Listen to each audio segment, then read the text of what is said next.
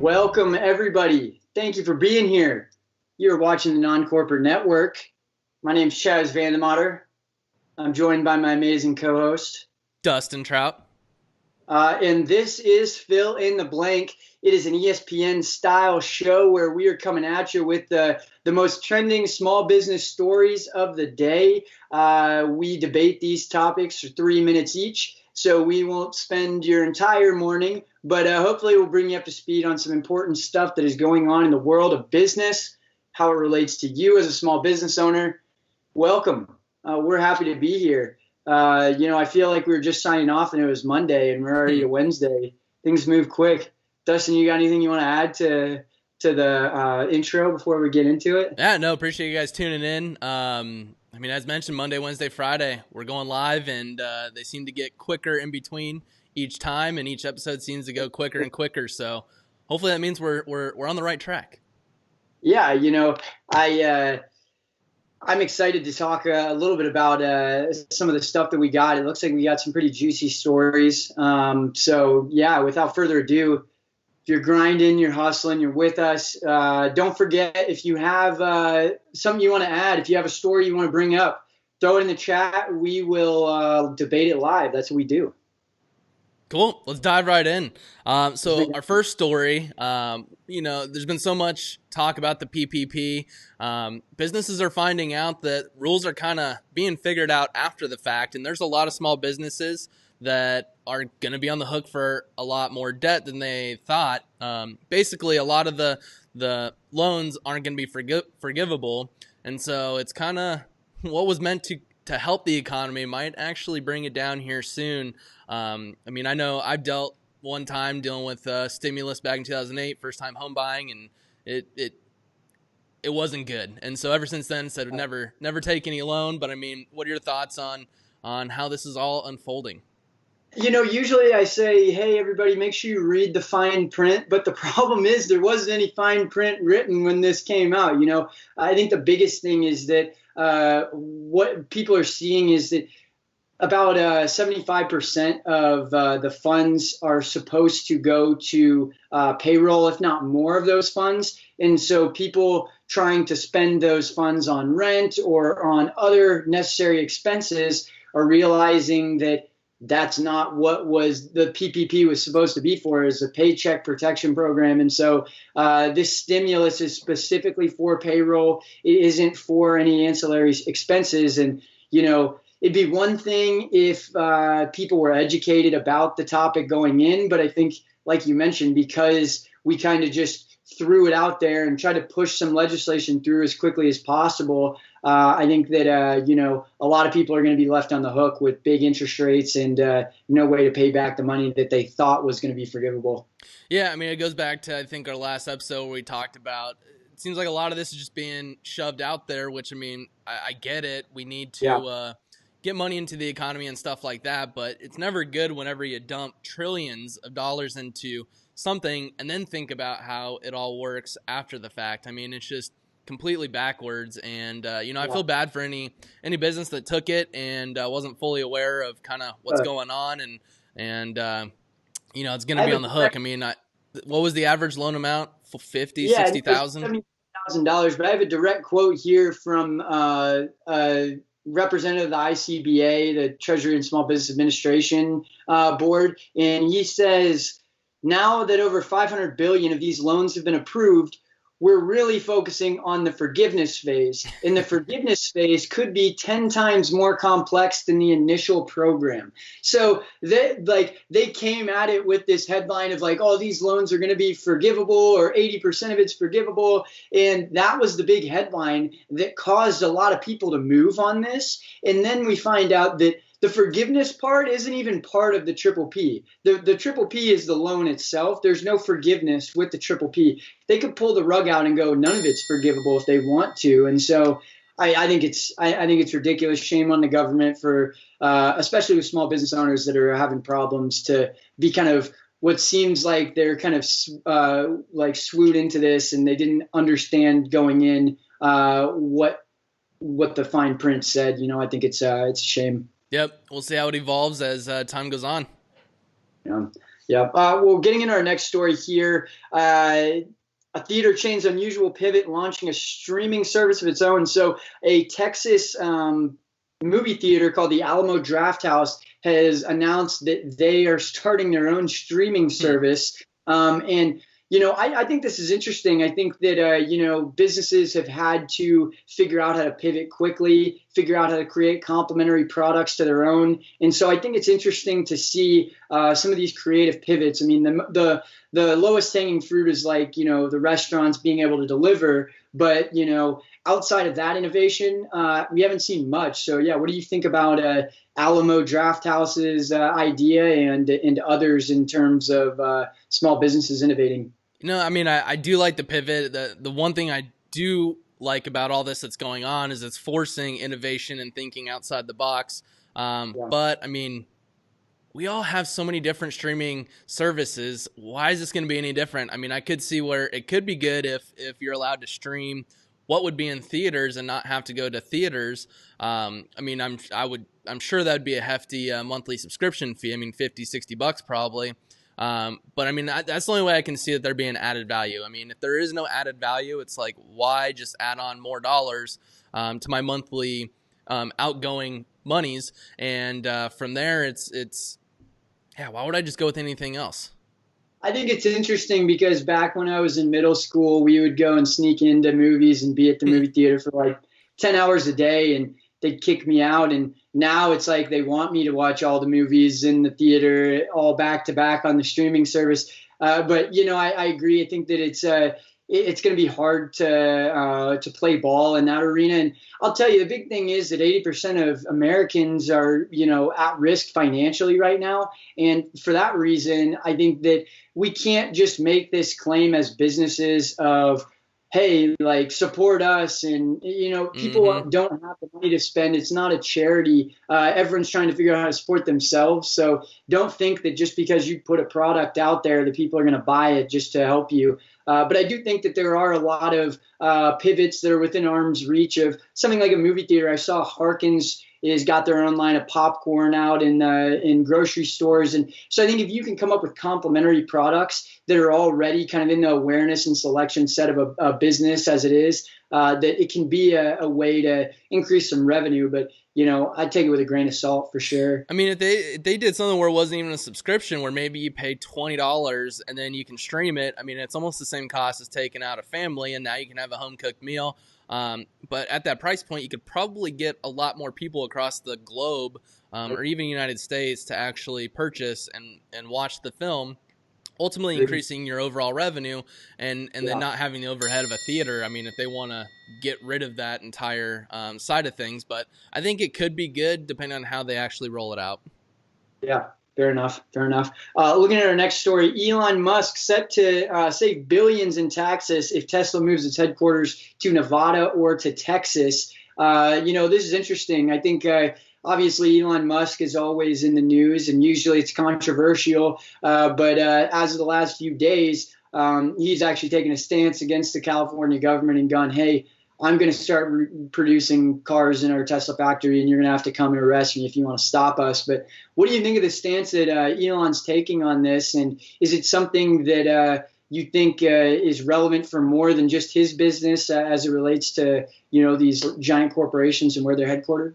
Absolutely. I mean, here in Arizona, we've seen an influx of people moving their headquarters away from California over to Arizona. Like, it doesn't make sense to me to operate or be headquartered in a state that is one of the most heavily taxed areas. I mean, if he saves billions, I mean, how much more could be dumped into the company, whether it be worker safety, R&D, whatever, marketing, whatever it may be. I think, I don't know, I think there might be a huge rise in not so much the downfall of California, but just Silicon Valley, all that type of stuff. I think people are going to start leaving. Yeah. I mean, it just costs too much to operate a business there. And it's going to help out so many other states. And I know there's a lot of states that are rolling out huge incentives to get people to move their headquarters to their state.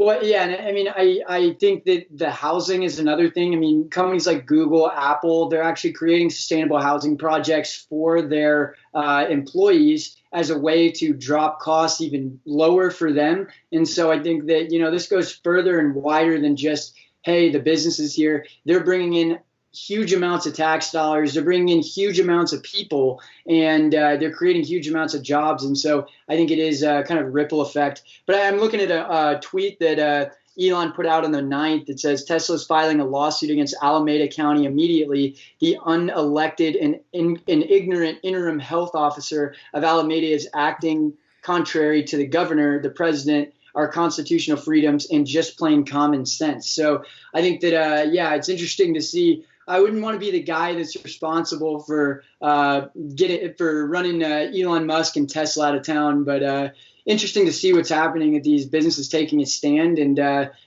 think it's going to continue to be a trend of relocation.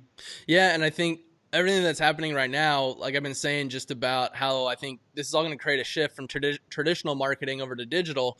Same here. I mean, everyone is auditing their balance sheets, what's going out, what's coming in, and I mean, if you could simply just pick up and move locations and save billions of dollars, I mean, that's a huge line item that could be carved out. I mean, there's tons of cost savings, so I think it'll only pick up. I mean, I know recently just saw here next to Tempe Town Lake. I mean, DoorDash.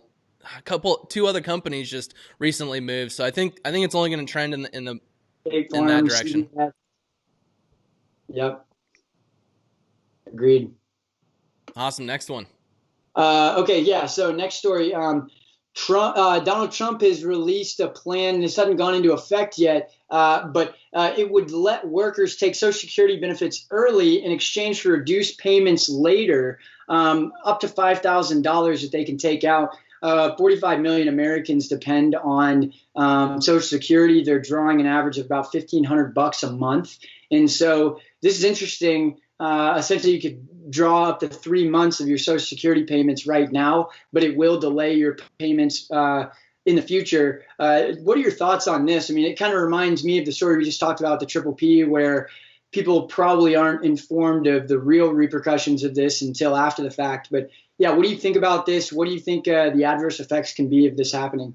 Yeah, I mean, people are just impatient. They see $5,000 and sweet, let's take it and go use it. But I mean, as you mentioned, it's going to push back when people can actually pull their money out down the road, which as you get older, it's going to be harder to work. So you're not going to have income coming in. And even then, the value of a dollar is probably going to go down. It's not going to equate to what it is now. So, I mean, sure, it's going to stimulate the economy now because people are probably going to spend it. But I think it could create some negative economics down the road. It'd be interesting to see how many people take it out and then invest it and ride the increase that's going to be happening over the next couple of years to the stock market. I mean, turn $5,000 into 15. I think that would be smart. But history shows that most people aren't going to do that. They're going to go buy upgrades for their house or whatever big ticket items they can buy. So, I mean, it's. I also wonder, is the mindset to help out the economy, or I mean, we do have an election coming up, and typically, if you give people money, I mean, you're essentially going to get some votes because you make people happy. And so, I wonder what the intention is, and like I said, the adverse effects down the road. They got to drive GDP. I think that's the biggest thing. There has to be GDP, and that comes from the velocity of money. And so the biggest thing that can't happen is that nobody spends it at all. And I think that's going to be what has the most detrimental effect. And we've already kind of seen that happen with the $1,200 stimulus. It's people were holding on to that money or using it very, very frugally. And I think that is the problem. I think that if people have money in their pockets and are less concerned about finances, that's when the velocity of money increases, in turn increasing GDP. And so there has to be a way that we can figure out how to coax people into spending their money again and not just holding on to it. And I think that right now the solution is give people as many different options to pick up some money to spend as possible. But yeah, there's a bubble forming of, we continue to hold on to this money. It starts to be worth less, like you mentioned. So I think there's definitely a risk of a running there. Yeah, and I think we're seeing that first step. Got to open up so that people can actually spend their money. So, Yeah, exactly. No, it'd be interesting because a lot of Americans, like we talked about, aren't necessarily willing to get back to it. But I know we opened officially in Arizona yesterday, and we'll see what happens. Only time will tell. yep, only time will tell. So on to our next story. Pepsi, they have launched two new direct-to-consumer websites where you can buy their Pepsi products, which is a lot more than the soda. I mean, you got Fritos. I don't know how many total products they have, but it's well over 20, I believe. And so they're kind of trying to go direct to consumer rather than paying for rent within shopping areas. I mean, what are your thoughts on them going more direct to consumer rather than being in grocery stores? Do you think it's a good move or? There's two things to consider here. The first thing is, I mean, Lululemon did a really good job with this. When they went wholesale, they realized they had to cut their margins in half, and they know that they could sell a product to their own audience for $60, that they were only making about 25, $30 off of a retailer. And so they really doubled down on, hey, let's create our own internal distribution and we'll double up our profits. Little do they know that they had to have this kind of volume of ordering in order to maintain those costs to manufacture. And so I think that we'll see a similar thing happen. I mean, if Pepsi tries to oust the vendors that they use and create their own distribution where you're buying these products through them, then in the short term, maybe they'll make more money off the same products. But honestly, they have to be considering the risk of, I don't want to just buy freaking chips, or I don't want to just buy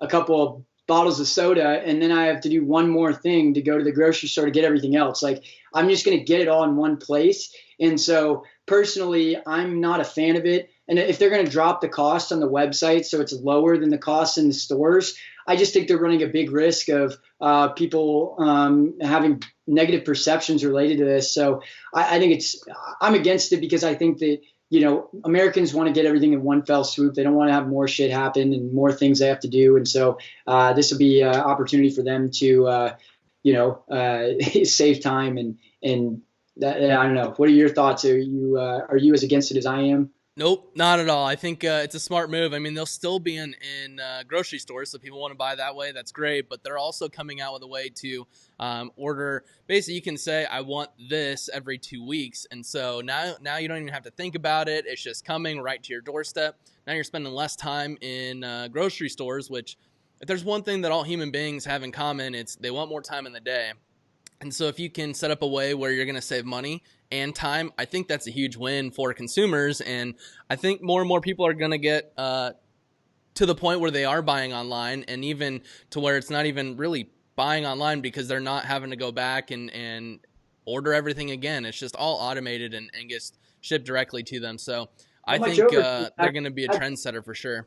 How much overhead is that going to add, though? Like now you have to have this whole distribution network that's going directly to people's houses, like Amazon does, as opposed to what they're doing now, which they're going from the bottlers or the warehouses where they're making the food to just one place. And so I think that the overhead is going to be increased exponentially. They're going to be processing many more transactions, which is going to increase that side of it, the bandwidth, the marketing, to educate people that this exists. I think in the short term, you can burn a lot of money off of the hope that people decide that this is what they want to do. Well, I guess only time will tell. So on to our next topic, Peloton. They've seen huge growth with the coronavirus going on, 66% increase in revenue over the last year, which equates to about $560 million. They have pumped the brakes on all marketing, and they think that word of mouth is going to get them going as we move forward. I personally think it's not a good idea. I mean, keep riding that wave. If people are loving it, throw some fire on there, and that's what the marketing comes in. I mean, they're going to be, granted, gyms are closed right now. They're about to open up. So, I mean, that demand is going to go by the wayside. People are going to want to go out, and I think they're going to see less demand here shortly, which they'll need some marketing to keep top of mind. So I think it's a bad long-term play. In the short term, sure, it saves on some overhead, but I don't think it helps the brand in the long term. But what are your thoughts? Go for it, Peloton. I look at this and I think that they have such deep penetration with their market right now that people are so aware of it. And the exercise market as a whole is not the target market they're going after. They know who they're going after, and they've done an amazing job of distributing their messaging to them. There's an arms race right now for the next amazing product for home workouts. I see there's a lot of competition, a lot of cool hardware that's coming out. Pour that money into R&D, stay ahead of the curve, continue to be known for having the best products. If they pour all their money into marketing to try to make money in the short term and sell as many units of this product as possible, it's going to be a blockbuster situation. They're not going to innovate. They're going to stay where they're at. And companies like Nordic Track and others are going to crush them. So because of their differentiation, because of their already established consumer base of deep penetrated market, I think that they need to just make a better product and continue to innovate and be world class in what they're good at. So yeah, save the money on marketing right now. People are wanting to work out at home. They're going to seek out the solution.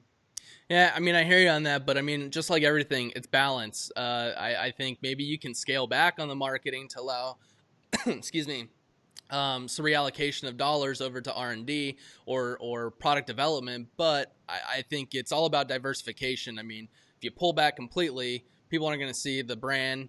I mean, saw them on commercials all the time, and that's what kept them top of brand and sparked the word of mouth and got the word of mouth going. I mean, hey, did you see that crazy commercial that they just had?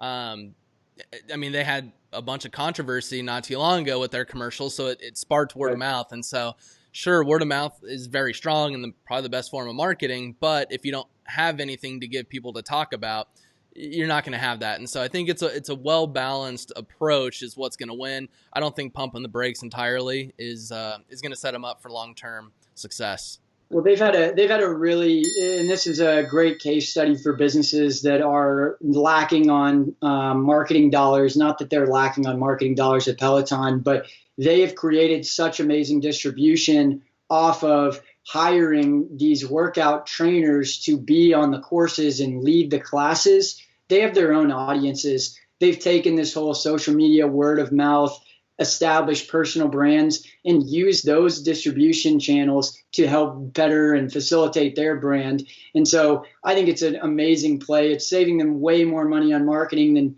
paying for TV spots or whatever else. And so, great case study for anybody out there that's trying to market, but maybe is bottlenecked by costs and availability, competition, whatever it may be. Find people that are evangelists of your brand that have their own audiences and use their audiences through distribution of your product. I think it's a really smart move what they've done. Yeah. Well, once again, I think we agree to disagree, and only time will tell on whether this move is deemed a success or maybe the detriment to the future of the brand. Well, I'll tell you one thing that has been a success, Avantage. If you guys haven't checked out Avantage.com, it's a great place where you can find other business owners that are looking to trade excess capacity. Right now, a lot of people aren't going into stores. There's a lot of excess capacity. What better way if you need to get your taxes done, if you need to get some legal advice, if you need to get a PPP loan submitted, there are people on Avantage that can help you to do just that. And if you try them out, you get $150 of free credits. That'll get you a massage or a nail appointment or whatever it is just off of signing up. So check out Avantage.com. Check it out. Especially if you're an Arizona business owner, it's a great place to be. But yeah, outside of that, I had fun. I think a lot of interesting stories here, a lot of things changing and happening right now. What a time to be alive. Dustin, do you have anything you want to add before we get out of here? No, this was definitely fun to go through. Lots, as you mentioned, there's just a lot of moving parts going on right now. A lot of innovation, a lot of creativity. We'll just continue to dig up the best stories and deliver them every Monday, Wednesday, Friday. Yeah, thank you guys for being with us. Again, you're watching the Non-Corporate Network. This is Fill in the Blank. My name is Chaz Vandemotter. Dustin Trout. I almost said my name was Dustin Trout. I was like, I almost said my name's Chaz. Well, thank you guys for being here again. Submit your stories, submit your questions. We want to help you to navigate this space. It can be very overwhelming with all the things happening. I know hopefully this isn't causing you anxiety. It's helping you to stay informed, but this is a crazy time for business owners. So best of luck to you guys. Get out there, get after it, get hustling, and we'll be back on Friday with more stories. But with that, see you next time. See you next time.